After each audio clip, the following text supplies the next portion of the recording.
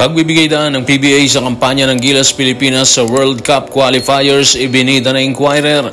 Kasabay niyan, ipinangalandakan ni PBA Commissioner Willie Marcial ang suportang ibinibigay nila sa pambansang koponan at ang ating mga kababayan pinalagan ang ibinibida ng SBP na priority umano ni Coach Tim Cone ang continuity or pagpapatuloy ng kanilang nasimulan para sa Gilas Pilipinas.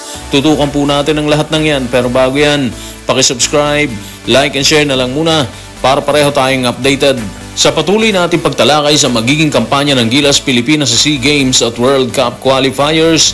Lumabas ang tila isang pangako na posibleng mag-angat sa pambansang koponan. Base sa report ng Inquirer, handang magbigay daan ng PBA para sa pambansang koponan. Tanong, ano ang ginawa ng PBA para dito?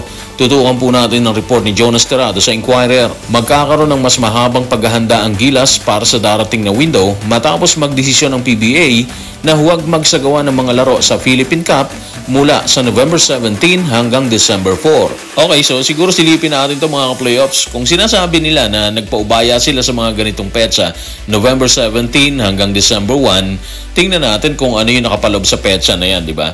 Well, base sa sked ng Gilas Pilipinas, nakatakda silang magharap ng Guam sa November 28. Gaganapin po yan sa Guam. Tapos sa December 1, gaganapin naman siya dito sa Maynila.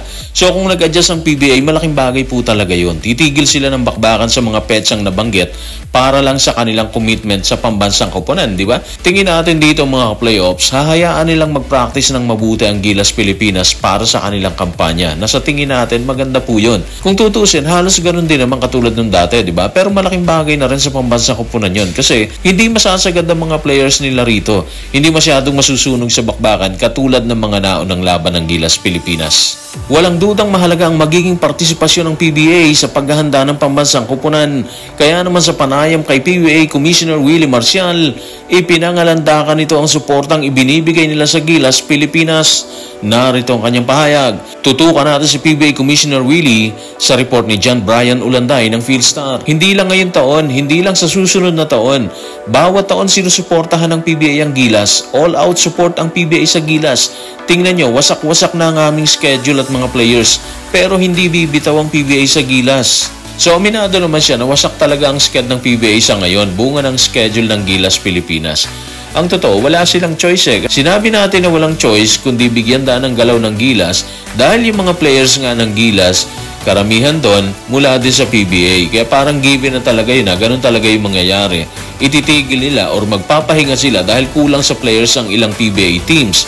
Kasi nga kasama sa pambansang koponan eh. Kaya persado silang huminto talaga once nasasagupa ang grupo ni Coach Tim sa qualifiers ng FIBA. Ibig sabihin, malaking sakripisyo din ang ginagawa talaga ng PBA para sa pambansang koponan. Tama rin naman si PBA Commissioner Willie, yung sked nila wasak talaga dahil dyan. Pero wala silang magagawa dun eh. Tawag ng bayan yun, kaya obligado talaga sila dun. Obligadong bigyan daan ng gagawin ng pambansang koponan. Kung nagbibigay daan ng PBA sa ganap ng Gilas Pilipinas, hindi naman ikinatuwa ng ilan nating kababayan ang binanggit sa interview ni SBP President Al Panlilio na continuity or pagpapatuloy ng nasimulan ng pambansang koponan ang priority umano ni Coach Tim Cone. Base sa pahayag ng ating mga kababayan, hindi sila sang-ayon sa ganitong estilo. Narito ang kanilang paglalahad. Tutukan natin si Anonymous sa comment section ng playoffs sa Playoffs YouTube channel. Continuity? Hindi okay ang continuity kung ang tinutuloy natin ay yung losing streak. Nagtatalo tayo lately dahil kulang nga tayo ng mga legit shooters. Yan ang pinapakita ng stats natin sa FIBA Asia Cup at sa qualifiers.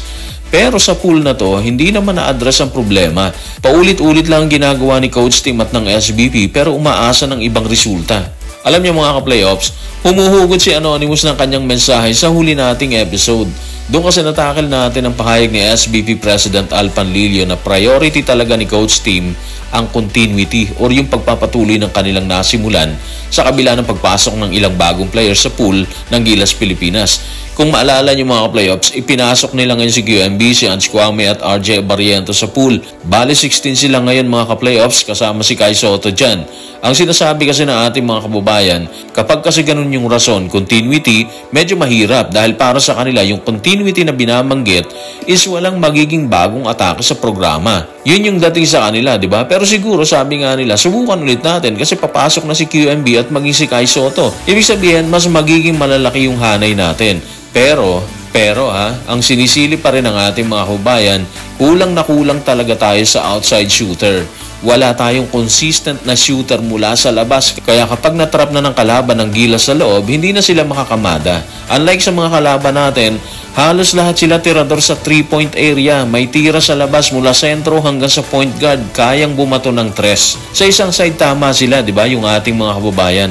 Bakit hindi po na nakikitang butas at kahinaan ng pambansang kupunan? Yun ang pinaglalaban nila. Siguro sa side naman ng pamunuan ng Gilas, medyo bata pa programa nila dyan. 1 taon pa lang kasi sila eh. Kaya siguro natotolerate nila yon. Kaya kumakapit pa rin sila sa continuity.